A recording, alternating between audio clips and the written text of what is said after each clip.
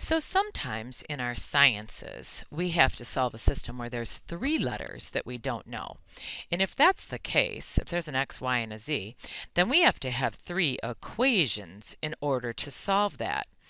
If you were to do a graph of this, you'd have your x-axis, you'd have your y-axis, and coming out at us would be the z-axis. So it'd be in 3 dimensions. This would be the z-axis. And that's meant to come out at us, but I'm in 2 dimensions drawing, so I'm trying to illustrate that this is a right angle and this is a right angle to the face that's right here.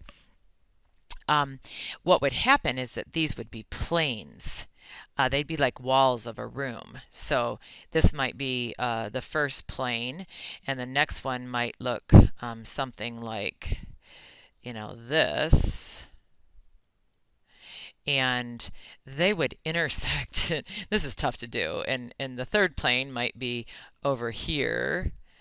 Whew, and say the planes all intersect right there. My picture is very poor.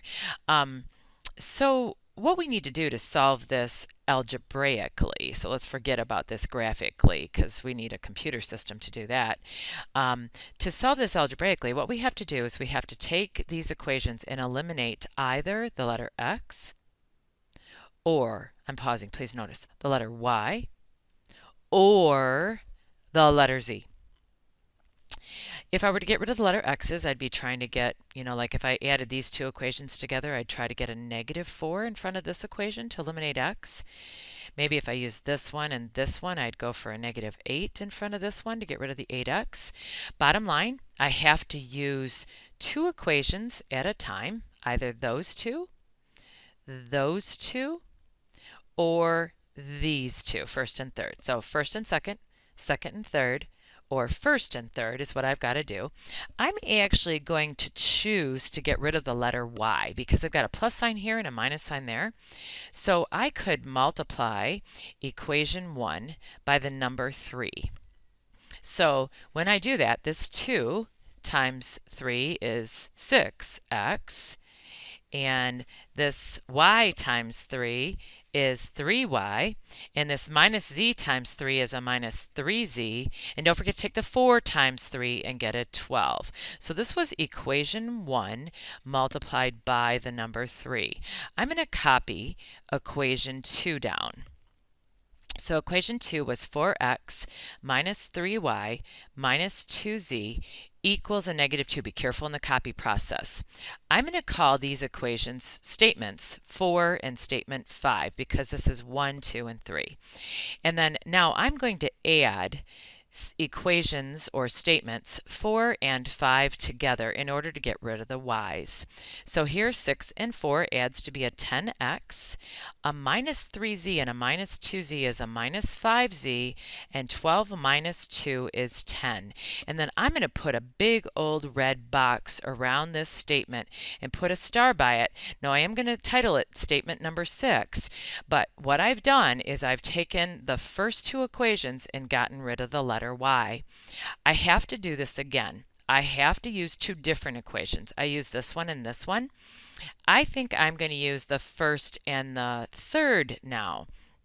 So I'm going to come on over here and I'm going to multiply equation 1 by, let's see, I think the number 2.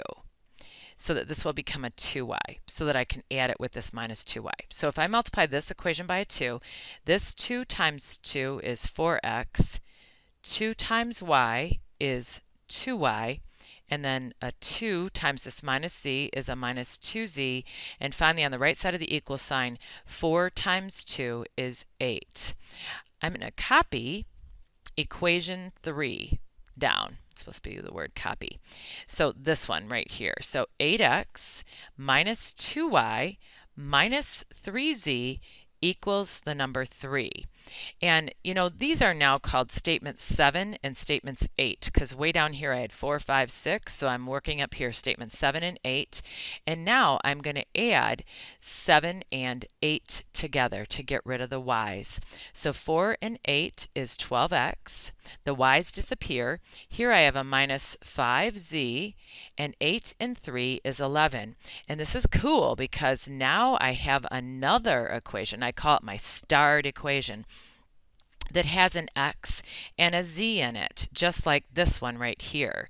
So now I'm going to scroll a little bit, and what I'm going to do is I'm going to copy equation 6, which is 10x minus 5z equals 10, and equation let's call this 9, statement 9, equation 9. They're the two red equations. I'm going to put them side by side and have you see that now I've got to eliminate one of those letters. Well, it's going to be pretty easy for me to multiply this equation by just a -1 so that this will become a positive 5z. So if you don't mind, I'm just going to put a negative sign on the 12, a plus sign on the 5z, a negative sign on the 11, and now in order to solve for x, I'm going to add statements 6 and 9 together right here. So 10 minus 12 is a -2x. 10 and a -11 is a -1. I'm going to divide both sides by a -2, and finally I have an answer for one of my letters. X is 1/2. I will take this answer and put it into one of the two red equations. Please don't go back to the beginning. It's too much work. So one of the two red equations. So I'm going to take it and put it over here. So 10 times 1/2 will be 5 minus the 5z equals the 10. And then I'm going to subtract 5 from both sides to get the 5z alone, the minus 5z alone. On the right side, 10 minus 5 is 5. And when I divide by a -5, I find out that z is equal to a -1. Cool. So now I'm going to, so I don't lose these things. X is a half. Z is a -1. Now I'm going to go back to one of these three equations with these two answers. Oh my, I think I'll go to the first equation because the coefficients are small and, you know, it doesn't matter. Either way, I'm putting a negative number in for z. So the first equation, I'm going to copy down here. So I'm going to go into equation, I'm going to put here 1, 2, or 3. I choose, Pat chooses to go into equation 1, which is 2x plus y minus z equals 4, and then I'm going to put in for x a half. This is nice because y is a positive. Then minus a -1 because it's minus whatever z is. So over here, 2 times a half is 1, and then here I'm going to add 1, the minus a negative. So on the left side of this statement, I have y plus 2 equals 4, and then I'm going to subtract 2 from both sides of this equation, and I finally get y is equal to 2, and then we often write this as an ordered triple in alphabetical order: the x value, the y value, and the z value. And the other reason I'm going to do this is I'm going to bring up my calculator and I'm going to take my original equations, which the first one is 2 times x, which is 0.5 or a half, plus y, which is 2, minus z, which is a -1. And the first equation said that should equal 4. The next equation said take 4 times x, which is 0.5 right here. And then it said subtract 3 times y, which is 2, and then subtract 2 times z, which is a -1. And look, you don't even need parentheses. And that equation said it should all equal a -2, so that checks. Then 8 times a half is the third equation, minus 2 times y, which is 2, minus 3 times z, which is a -1, and all that was supposed to be equal to 3. So 4, -2, and 3. Again, 4, -2, and 3.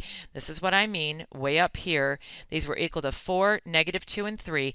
And I know that my solutions for this system are correct because I've checked them. We're going to do a couple more in our next video. I'm going to show a relatively simple one, and then we're going to solve a story problem as well.